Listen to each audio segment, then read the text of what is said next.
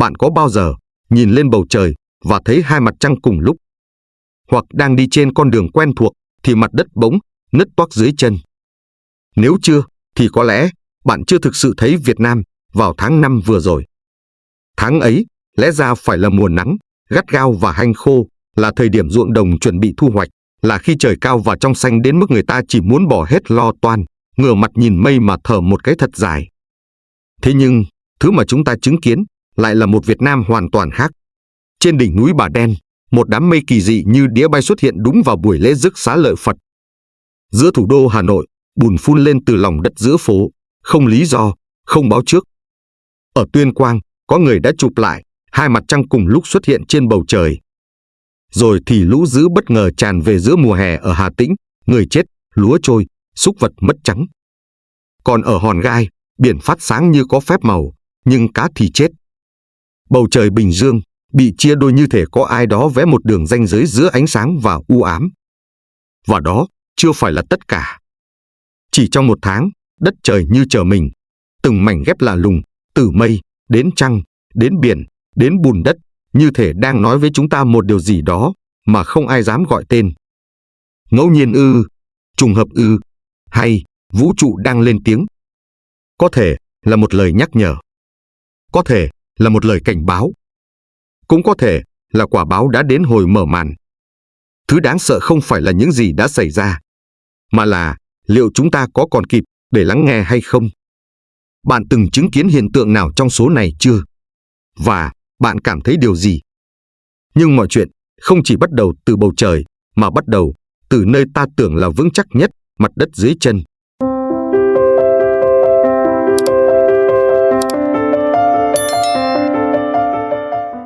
Trên một ngọn núi linh thiêng nơi đất Tây Ninh, có một pho tượng Phật khổng lồ sừng sững giữa trời, ngày ngày trông xuống nhân gian với ánh mắt từ bi, lặng lẽ.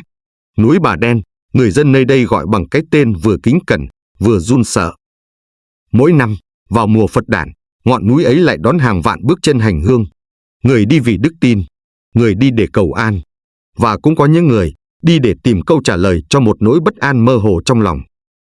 Mọi thứ vẫn diễn ra như lễ hội thường niên. Cờ bay, trống nổi, chuông ngân, người người xếp hàng dâng hương, ngước nhìn tượng Phật Tây Bồ Đà Sơn mà khấn nguyện. Sáng mùng 8 tháng 5 năm 2025, giữa không gian trầm mặc của nghi lễ rước xá lợi Phật, khi những lá cờ ngũ sắc còn đang lay động trong gió, một đám mây bỗng hiện ra.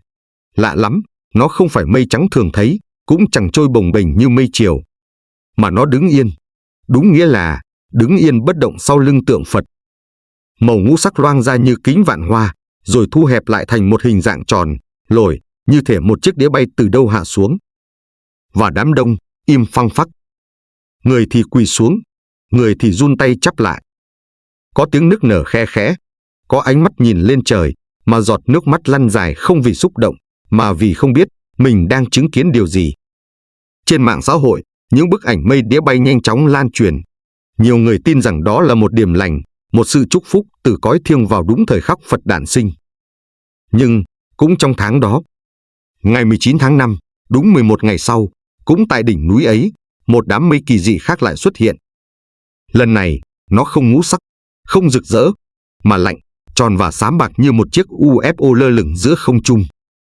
Cư dân mạng gọi đó là MFO, May Flying Object, nhưng với một số người, đó không còn là trò đùa.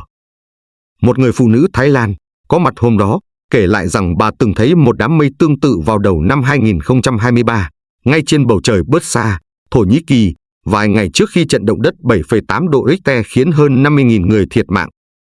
Bà ta nói, lần đó, ai cũng chụp hình, ai cũng ngưỡng mộ vẻ đẹp kỳ ảo. Cho đến khi mặt đất rung lên và hàng ngàn mái nhà đổ sụp. Rồi bà trùng giọng, bảo, không có gì đẹp trên đời này mà không có cái giá đi kèm. Các nhà khoa học sau đó xác nhận, loại mây đó có tên là mây thấu kính, lenticular clouds, hình thành khi luồng khí ẩm mạnh vượt qua đỉnh núi và tạo ra xoáy khí áp thấp. Mây này thường là tín hiệu, báo hiệu biến động lớn trong khí quyển, gió giật mạnh, hoặc thậm chí bão sắp tới. Có nơi, người ta gọi đó là mây báo họa. Như một lời tiên tri không cần phát ngôn. Thế nhưng, trong văn hóa Á Đông, mây thường tượng trưng cho điềm lành, nhất là mây ngũ sắc. Vậy mây Tây Ninh là điềm lành? Hay là một cảnh báo? Hay là cả hai.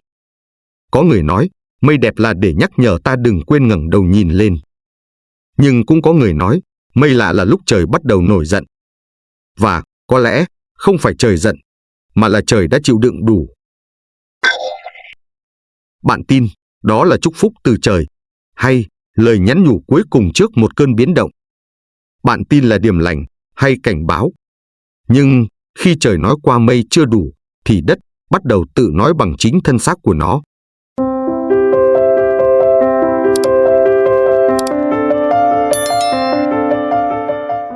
Chiếc xe máy đang chạy thì mặt đường bỗng biến mất. Không tiếng nổ, không vết nứt báo trước. Chỉ là một giây trước còn bánh xe lăn trên mặt nhựa, một giây sau chỉ còn lại chiếc nón bảo hiểm rơi lăn trên mép hố đen ngòm. Tối ngày 26 tháng 5, trên đoạn quốc lộ 3B, đoạn qua xã Kim Lư, tỉnh Bắc Kạn, một người đàn ông vừa rời quán tạp hóa gần chợ, về nhà. Ông không say, trời không mưa, con đường ấy, ông đi mỗi ngày. Nhưng đêm đó, ông đã không về.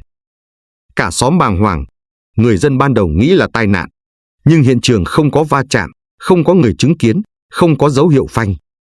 Chỉ có một chiếc hố, sâu hơn 10 mét, rộng gần bằng 2 chiếc giường đặt liền.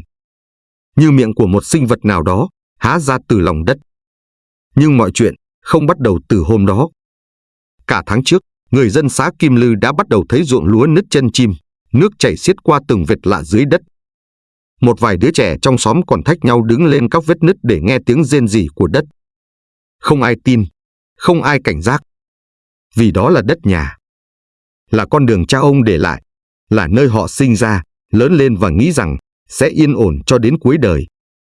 Lực lượng cứu hộ bơm nước suốt đêm. Họ thả dây cáp, dùng camera dò sâu, nhưng hơn 48 giờ trôi qua, dưới hố chỉ là bóng tối lạnh lẽo, im lìm. Vợ ông, người phụ nữ hơn 30 năm đầu ấp tay gối, vẫn để nguyên mâm cơm trên bàn, như thể ông chỉ vừa ra ngoài mua thuốc là sẽ về. Bà không khóc, chỉ ngồi lặng, tay run run chạm vào chén cơm đang nguội. Các chuyên gia đến hiện trường. Họ nói vùng này là địa hình karst, đất đá vôi đã bị nước mưa âm thầm bào mòn qua hàng triệu năm, tạo thành các hang rỗng sâu trong lòng đất. Và khi con người khai thác nước ngầm quá mức, cấu trúc chịu lực bên dưới mất cân bằng. Giống như tổ mối, khi vòm trần sụp, toàn bộ mái sẽ đổ. Nghe thì hợp lý, nhưng sao lạnh sống lưng quá. Từ đầu tháng đến nay, ở xã này đã có ít nhất 7 hố tử thần xuất hiện, trải dài từ ruộng lúa cho đến tận đường lớn. Một số hộ dân buộc phải sơ tán. Có nhà, đêm ngủ, vẫn để một chiếc xô nước trong bếp. Nếu thấy bọt nổi bất thường, sẽ ôm nhau chạy. Mặt đất không còn đáng tin. Câu chuyện của người đàn ông mất tích trong lòng đất giống như lời cảnh tỉnh nhẹ nhàng mà ám ảnh. Rằng, không có gì là mãi mãi vững chắc. Kể cả thứ ta đã sống trên đó cả đời. Kể cả nơi ta từng tin là an toàn nhất. Cũng giống như lòng người. Có những thứ âm thầm mục nát từ bên trong. Chỉ chờ đúng thời khắc là sụp. Bạn có dám nhìn xuống nền nhà mình lúc này không? Và bạn có thật sự tin rằng nơi mình đang đứng là nơi an toàn? Và rồi, đất chưa nguôi, thì bùn lại trồi lên, ngay giữa lòng thủ đô.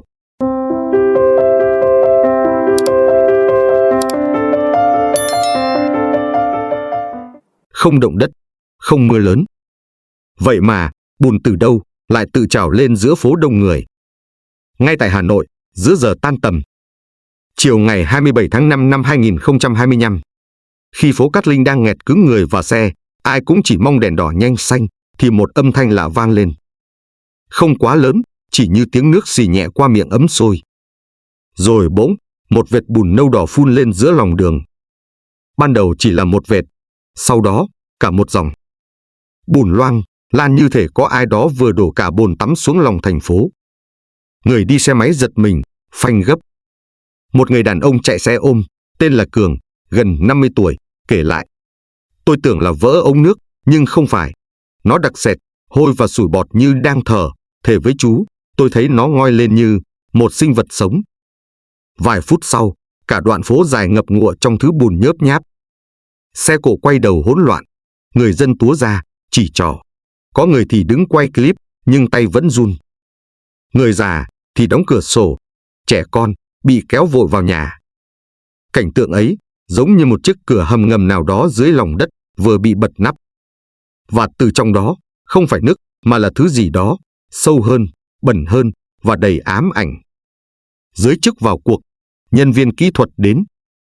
Kết luận sau cùng là do chất phụ trợ dùng trong khoan hầm metro đã xuyên qua các lỗ rỗng ngầm có sẵn, những giếng khoan cũ, mạch nước đã bị bỏ quên từ nhiều thập kỷ trước. Áp lực từ robot đào khiến lớp chất này không giữ được đường đi, trào ngược lên mặt đất. Nghe thì có vẻ bình thường. Nhưng có gì đó không đúng. Đây không phải là lần đầu. Tháng 2 năm nay, tại phố Giang Văn Minh, cách đó chỉ 1 km, cũng từng xảy ra hiện tượng tương tự. Bùn ào ra như lũ, 50 mét ngõ nhỏ bị nhấn chìm trong lớp bùn dày gần 30 cm. Nhà dân biến thành ao, bàn ghế nổi lềnh bềnh như trong một giấc mơ kỳ dị. Một kỹ sư trẻ, giấu tên, từng tham gia thi công tuyến metro Hà Nội, thì thở dài. Bọn em chỉ làm theo thiết kế, nhưng nền đất ở đây mỏng như lớp da non. Một khi thủng một điểm là sẽ tự xé toạc ra, như cách người ta ủ dồn mọi thứ dưới lòng đất quá lâu. Câu nói ấy nghe vừa thật, vừa đáng sợ. Hóa ra, không chỉ đất ở Bắc Cạn mới có thể phản bội ta. Ngay cả nơi văn minh bậc nhất, hiện đại bậc nhất, cũng có thể là nơi khởi nguồn của sự báo oán. Không phải oán giận từ đất, mà từ chính những gì ta đã vùi lấp bên dưới nó. Có người nói, đô thị là minh chứng của phát triển.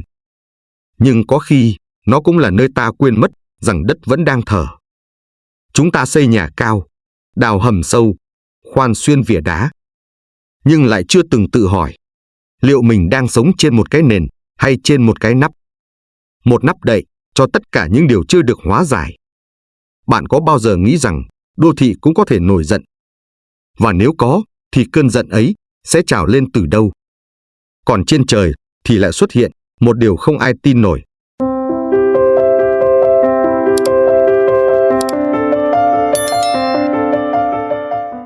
Một cô gái trẻ ngước nhìn lên bầu trời và thấy hai mặt trăng.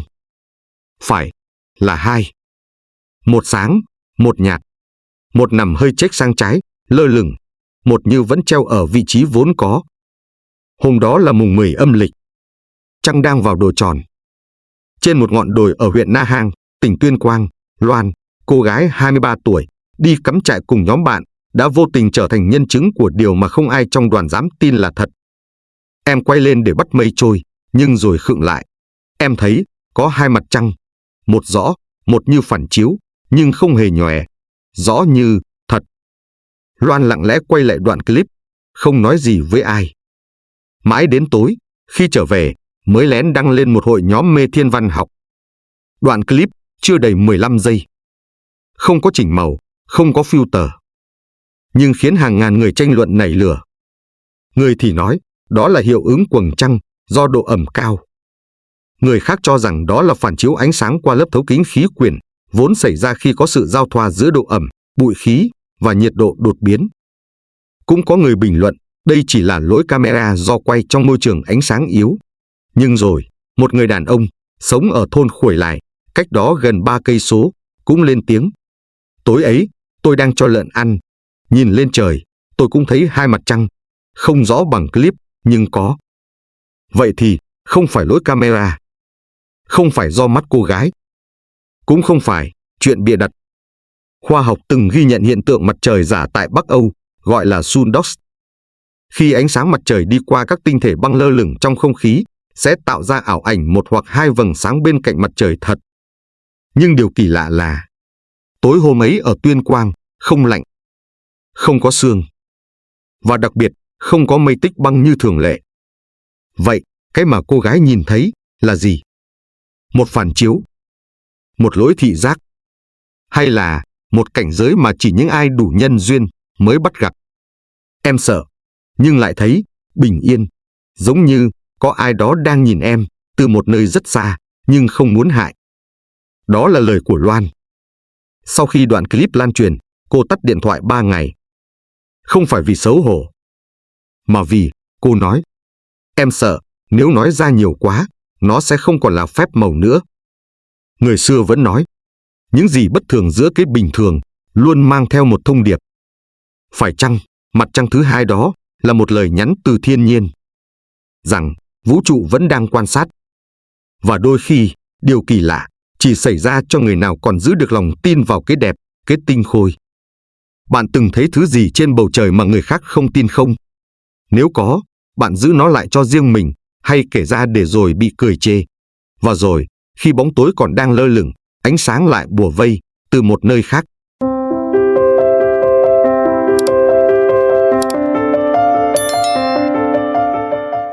Trên nền trời đêm, giữa biển khơi Cô Tô, không tiếng sấm, không một đợt gió lớn, và cũng chẳng có lễ hội hay pháo hoa.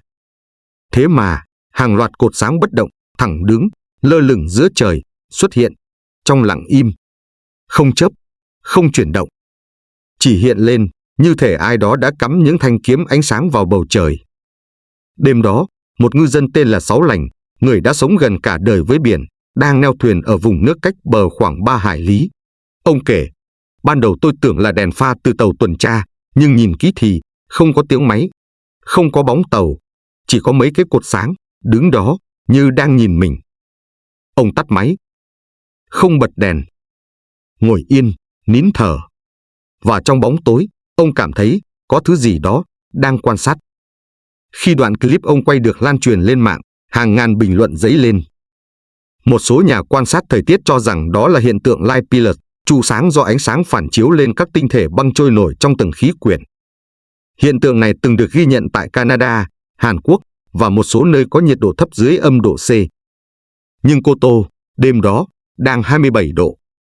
Trời trong, không lạnh, không sương. Và tuyệt nhiên, không có điều kiện hình thành tinh thể băng.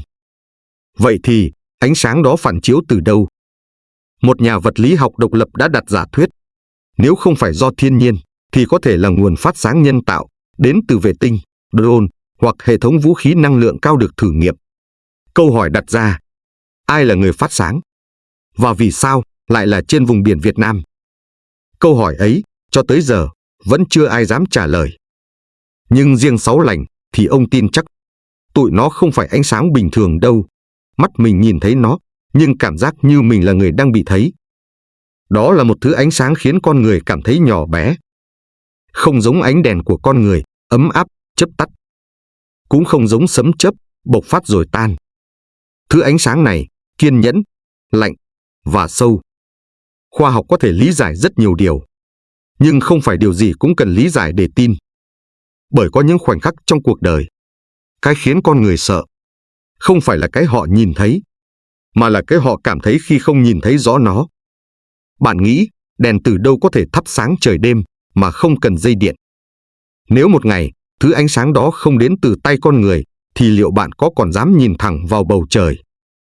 Tại Bình Dương, một hiện tượng khác lại đang khiến hàng ngàn người há hốc. Nhưng rồi, cả bầu trời cũng bị chia đôi như một vết chém.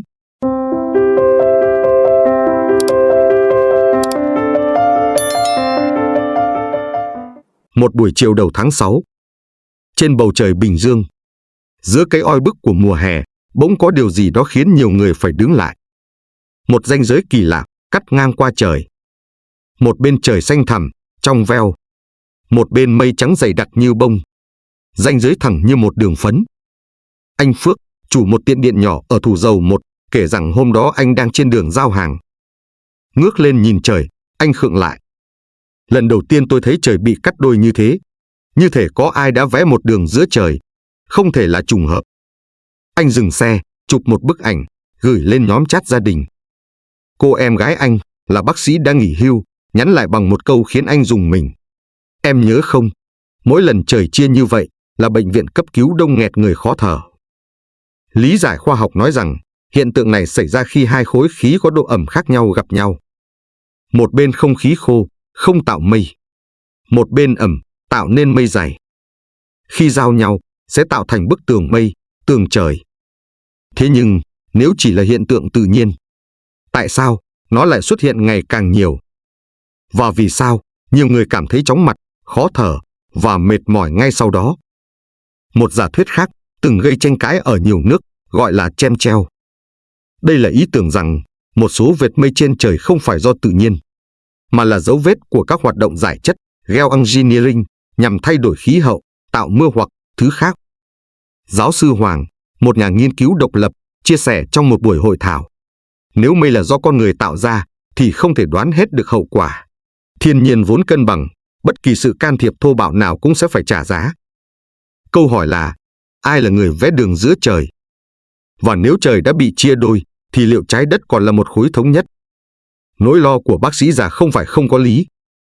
Ngày còn làm ở phòng khám, tôi thống kê lại, cứ mỗi lần có mây chia trời như vậy là bệnh nhân hen, tim mạch, huyết áp tăng lên rõ rệt. Liệu có thứ gì đó đang trôi trong không khí?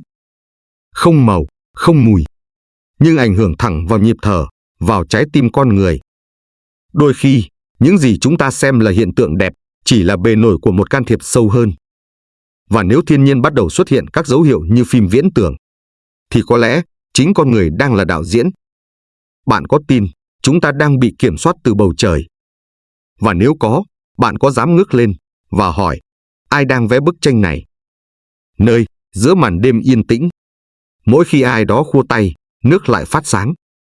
Khi trên không còn chưa bình yên, dưới biển bắt đầu phát sáng.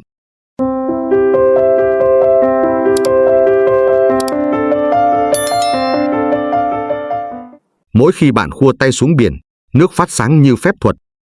Không phải là kỹ xảo điện ảnh, cũng không phải ánh đèn laser, mà là ánh sáng phát ra từ chính làn nước, thật đến nỗi bạn phải dụi mắt, rồi lại cúi xuống, vốc tay thêm lần nữa. Trong một đêm tháng 6, trên bờ biển Hòn Gai, cặp đôi trẻ chọn nơi này để cầu hôn.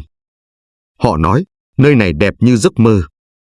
Biển lặng, gió nhẹ, và mỗi bước chân đi qua, để lại sau lưng một vệt sáng xanh lấp lánh. Như thể từng hạt sóng được gắn đèn.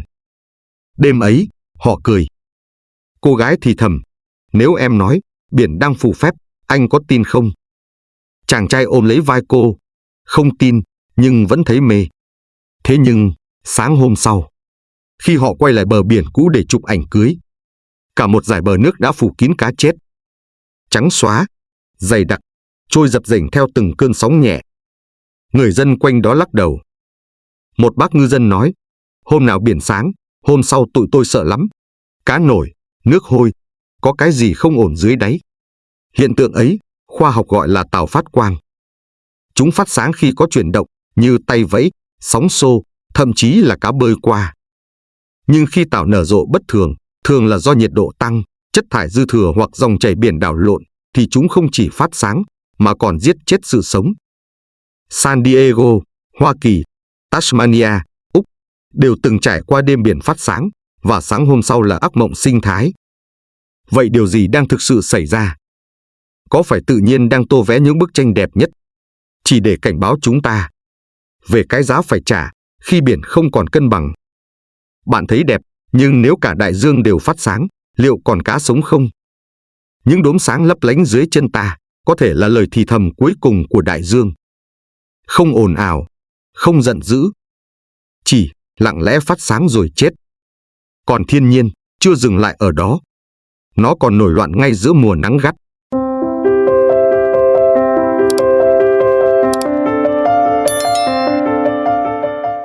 Giữa tháng 5, nơi đáng lẽ nắng cháy như đổ lửa, lại chìm trong lũ lụt. Ở Hà Tĩnh, nước ngập ngang hông. Ở Lạng Sơn, mưa trút như thác đổ, suốt 3 ngày 3 đêm không ngớt. Một ông cụ 70 tuổi, tóc bạc trắng, tay vịn thành giường bệnh, chậm rãi nói, cả đời tôi chưa bao giờ thấy tháng 5 mà mưa như tháng 8, không biết đất trời bị gì nữa. Mỗi năm, mùa mưa thường đến vào tháng 7, tháng 8. Thế nhưng năm nay, mưa về sớm, vội vã, dữ dội, không báo trước. Có người nói, chắc là La Nina quay lại. Người khác thì thầm, không khí đảo chiều rồi, khí hậu không còn giống xưa nữa. Khi drone bay qua Lạng Sơn, những mái nhà chỉ còn lấp ló vài mảnh ngói giữa biển nước. Người ta trèo xuồng giữa quốc lộ. Trẻ em ngồi co ro trên nóc nhà, mặt ngơ ngác, như thể đang chờ một phép màu. Nhưng phép màu không tới.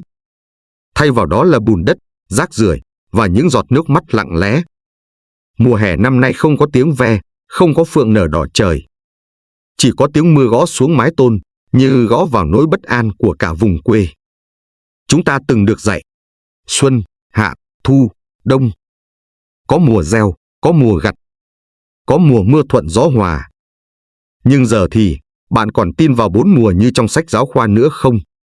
Khi đất trời không còn lịch, thì liệu có phải chính con người đã khiến thời gian rối loạn.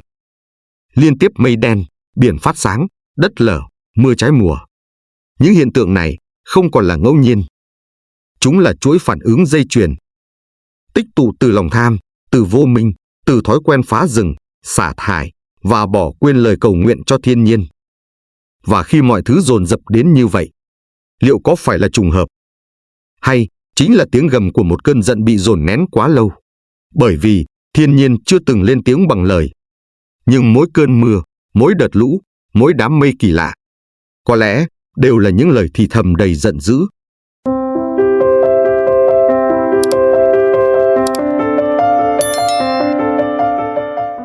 Thiên nhiên chưa từng biết nói bằng lời. Nhưng mỗi cơn mưa trái mùa, mỗi ánh sáng lập lòe giữa biển đêm, mỗi vệt mây như vết rách giữa bầu trời, có lẽ đều là những lời thì thầm đầy giận dữ. 8 hiện tượng kỳ lạ trong cùng một khoảng thời gian ngắn xuất hiện dọc theo mảnh đất hình chữ S này. Không phải chỉ là trò đùa của tự nhiên. Không phải một chuỗi ngẫu nhiên. Mà là chuỗi phản ứng, một chu kỳ nhân quả đã âm ỉ từ lâu. Và giờ đang gõ cửa từng mái nhà, từng tâm hồn, từng ngóc ngách vô cảm. Trời thì rách, biển thì sáng, đất thì nứt. Mà lòng người thì vẫn bận bịu cuốn theo cuộc mưu sinh không hồi kết. Chúng ta tự hỏi, có phải mọi thứ chỉ là trùng hợp? Không, không còn là câu hỏi nữa.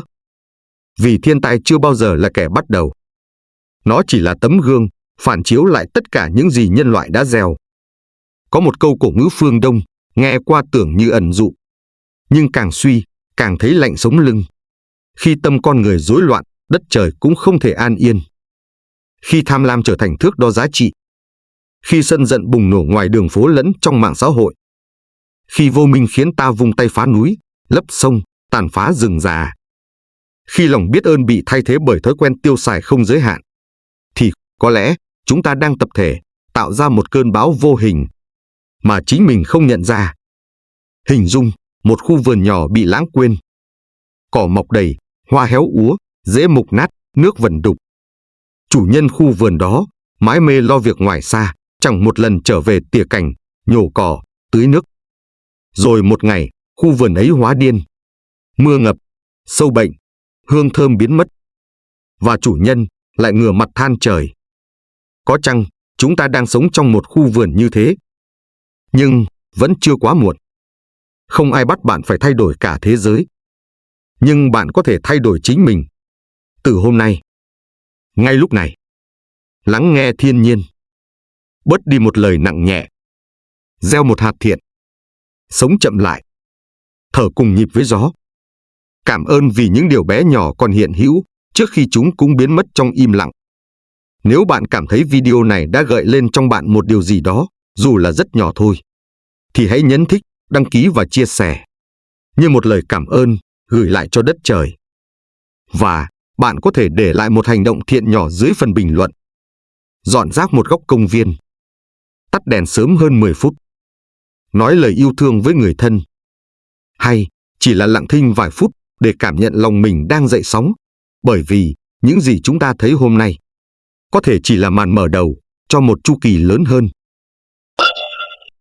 Điều thật sự đang đến gần chưa phải là trận lũ, cơn mưa hay ánh sáng kỳ lạ, mà là một sự tỉnh thức mà đất trời đang chờ đợi từ rất lâu rồi.